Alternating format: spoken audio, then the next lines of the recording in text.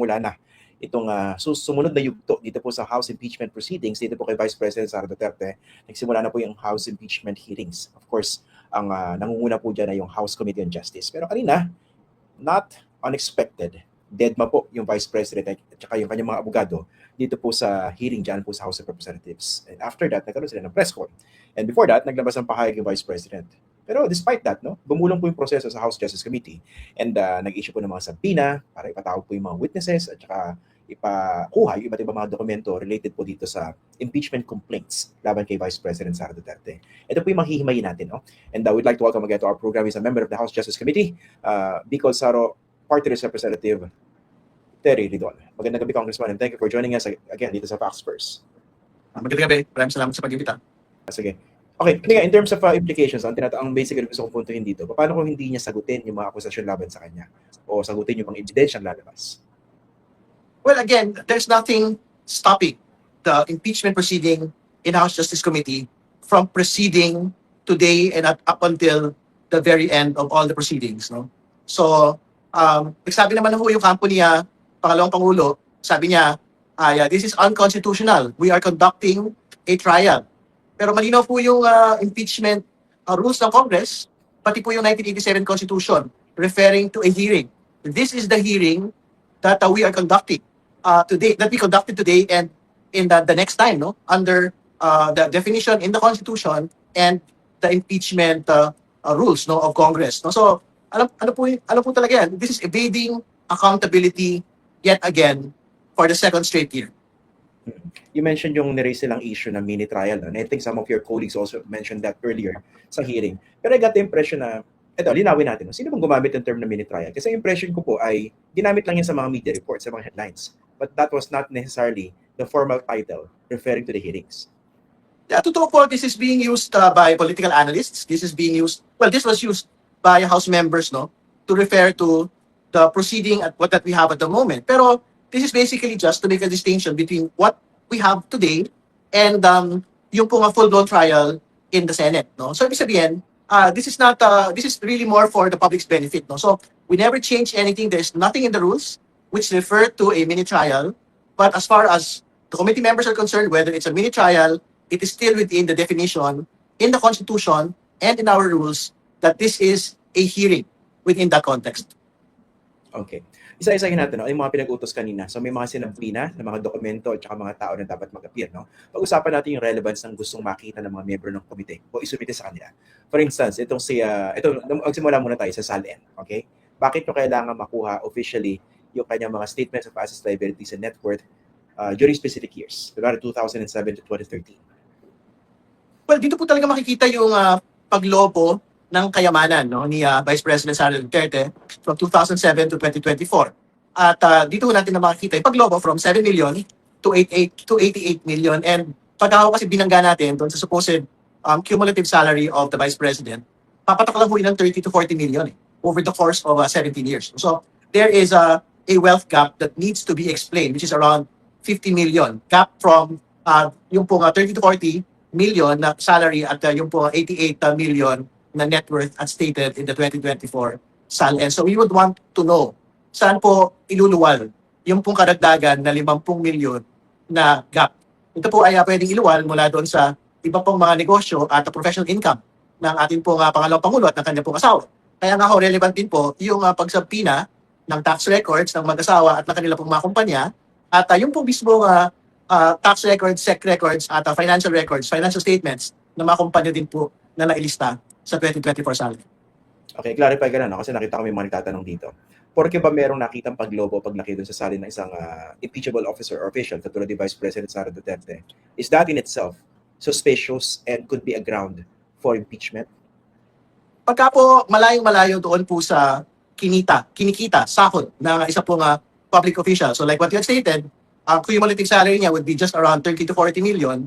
Pagka sobrang layo po ng pagkakaiba, there is a prima facie presumption na ito po ay unexplained wealth. So, syempre, on the other hand, pagka naman maipakita ni Vice President Duterte from the tax records and from the financial statements of the corporation and the law firm na meron po silang gross revenues of 200 million to 400 million, basically pwede magluwal yan. Nung pong 50 million na net worth, no, over the course of 17 years. Okay. Of course, isa sa mga binabatong issue sa inyo ng Vice President at ng kanyang mga taga-suporta, binanggit din ang isa sa mga kasama ninyo sa komite kanina, fishing expedition daw ito. Ang tanong ko, Congressman, no, how do you distinguish between fishing expedition and exercising the powers of the House Justice Committee to look into these documents or these details? Well, una ho sa lahat, fishing expedition ho yan kung you have not yet located where the fish are. But as far as we're concerned, we have ideas where the fish are. Hindi ba? So it cannot be stated as a fishing expedition. And more importantly, yung pong mga dokumento naman ho does not exist in a vacuum. So for example, the 2024 SALN exists. No? So each and every document related to that SALN, which would be tax records, corporate records, for VAT payments, no? At iba pang mga related SALN documents going back to 2007. Yan po yung mga bahagi nung pong pagbibigay patunay dito po sa 2024 SALN at sa mga observations relating to unexplained wealth. No? So, you can only call it as a fishing expedition if you have nothing. But as far as we're concerned, we had started from something. Di ba? May mga actual na document, not just on SALN. But for example, in confidential funds, you have COA reports that actually exist and which are the documents that we are subjecting to a subpoena in the next couple of days. Yung meron din kayo pinapasubpoena na mga impormasyon na dokumento galing sa ilang law firms ba? So I think napag-usapan yan kanina, no? And one of the arguments was that delikado yata yun. Ano po bang rationale behind that? Bakit kailangan nyo makuha yung mga ganun dokumento? Well, una sa lahat, wala akong binabasag na lawyer-client confidentiality. Pagka ho sinabpina po yung financial record, kasi hindi naman ho tinatanong kung ano yung pinag-usapan with the client, hindi rin ho tinatanong kung sino ho yung mga kliyente.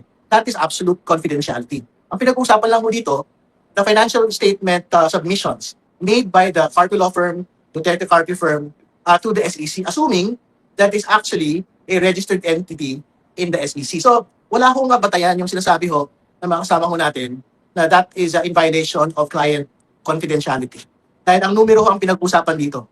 Hindi ho natin pinag-usapan dito ano yung pinag-usapan ng mga kliyente at sino po yung mga kliyente. So ito ay ginagawa ninyo kaugnay doon sa SALN na gusto nyong hinga ng paliwanag.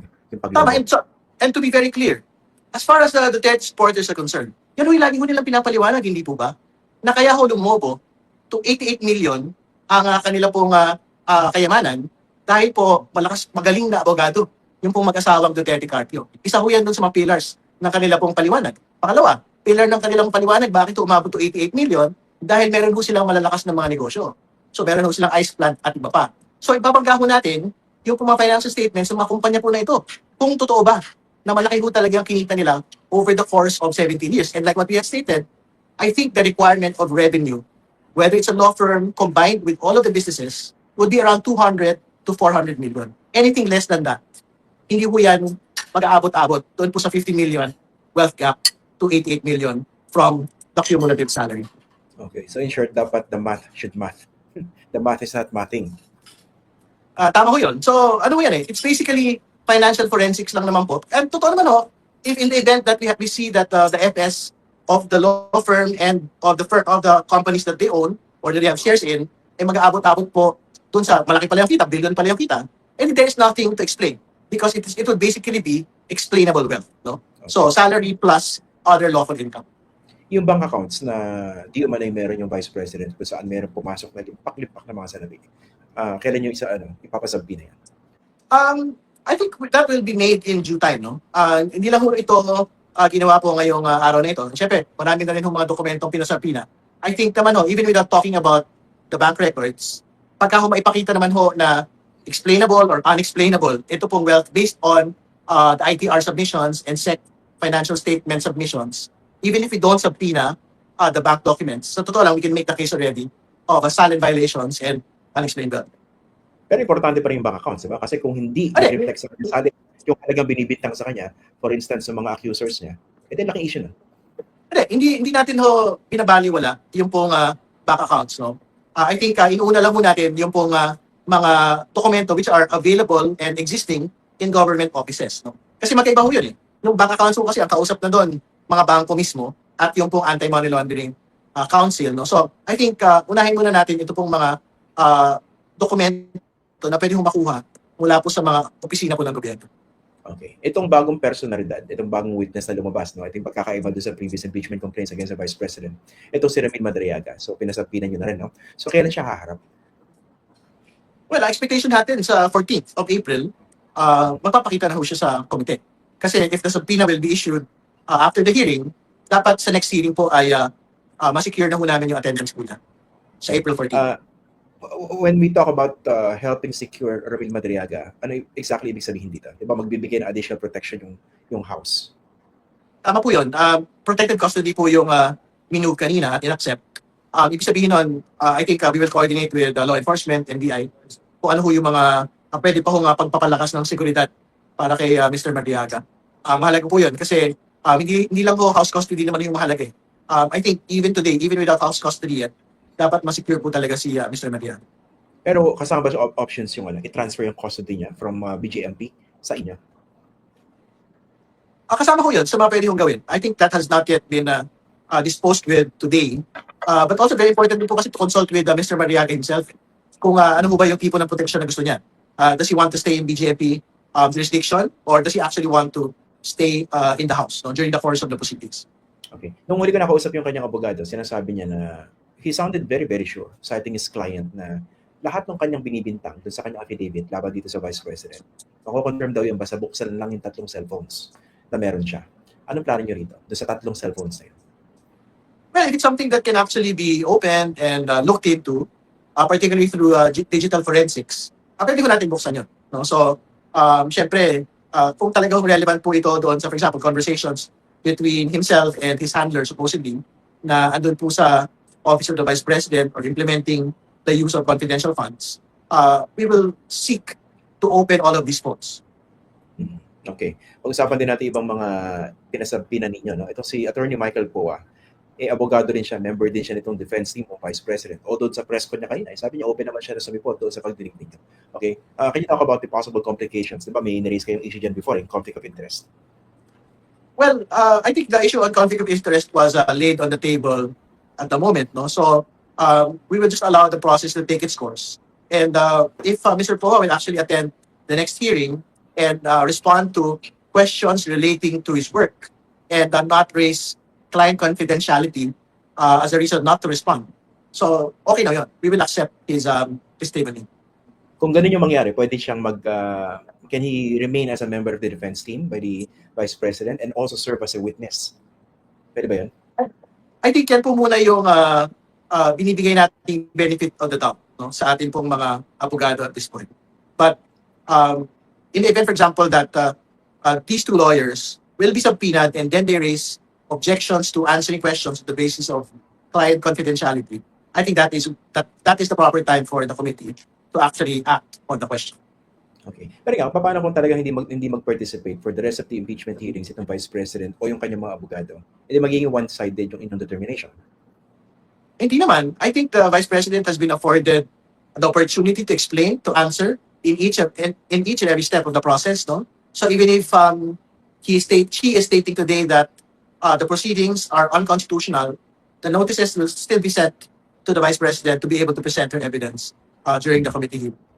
Okay, kasi basahin ko yung bahagi ng kanyang statement. No? Sabi niya, naisimite ko na ang aking answer at kautelam. Sa ngayon, wala nang dapat pang gawin ng komite kundi ibasura ang mga reklamo dahil sa malinaw na kakulangan ng ebidensya. Yun ang claim niya, no? So mukhang walang balak mag-participate ito. And ang gusto ko tanong sa inyo rito, no? Ang basa ko kasi rito hindi naman mahirap hulaan no? Mukhang Supreme Court ang gusto takbuhan ito. At kung hindi mang himasok sa Supreme Court, Senate, baka feeling niya mas meron siyang chances doon. Kaya dinidisregard niya na itong proseso sa inyo. What do you think? Siyempre sa dulo naman ho, ang pangalawang pangulo po yung magpapasya. No? Kung gusto niya magpakita o hindi. Pero siyempre, we take exceptions to comments na ito po ay unconstitutional. Kasi that is basically questioning the proceedings itself. No? And our position is, wala akong batayan nyo. Dahil we are not conducting a trial or a mini trial. We are conducting a hearing based on the constitutional provision and based on the provision of the rules of impeachment of the House. Pero do you think that is part of her strategy? Eventually, pupunta muli sa Supreme Court, seeking refuge there. Okay naman ho. Wala, malaya po ang pangalawang pangulo gawin ito. Pero if their basis to, kasi this is the first time that they actually classified the proceedings as unconstitutional on the basis of stating it as a mini trial, parang mahirap po atang mag-issue ng TRO ang Korte Suprema just because nagrereklamo ang isang partido na ginamit ng isang tao ang mini trial bilang isang salita to describe a proceeding. Para medyo manipis po yun as a basis for a TRO. Kasi even during the proceeding today, hindi ba, no one was actually referring to it as a mini trial. We had always been referring to it as a committee that this is a proceeding which is a hearing within the context of the Constitution and within the context of our House rules. Tsaka hindi rin ba ito yung kasama rin sa mga inilatag ng Korte Suprema doon sa kanilang pinakahuling ruling, hindi ba? Ano na po yun, ibang bagay na po yun. I mean, this is going to be a new question. Pero, I mean, proseso sa House Justice Committee. Di ba? Nakalatag yan eh. Tama. It's in the rules. It's in the Constitution and it is in the rules, no? That pagka meron sufficiency in grounds, there will be a hearing. And precisely to determine probable cause. So, very specific po yung steps na pagdadaanan po natin.